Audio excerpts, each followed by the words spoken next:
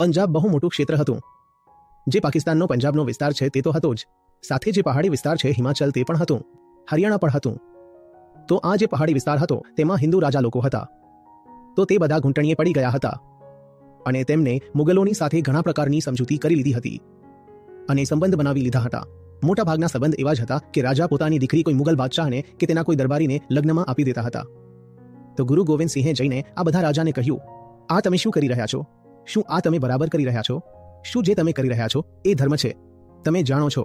તેમણે ગુરુ ગોવિંદસિંહજીનો વિરોધ પણ કર્યો અને માત્ર એટલું જ નહીં કે મૌખિક વિરોધ, રણક્ષેત્રમાં પણ વિરોધ કર્યો. જેમને તે બચાવવા માંગતા હતા તેમની જ વિરુદ્ધ લડાઈઓ લડવી પડી. દિલ્હીની વિરુદ્ધ તે લડ્યા તે તો બધા જાણે છે, પણ પંજાબના જ તે બધા લોકો અને તે બધી જનસંખ્યા કે જેમના માટે તે કવચની જેમ, ચાદરની જેમ ઊભા રહ્યા હતા, તો તે પણ એમની વિરુદ્ધ જ હતી.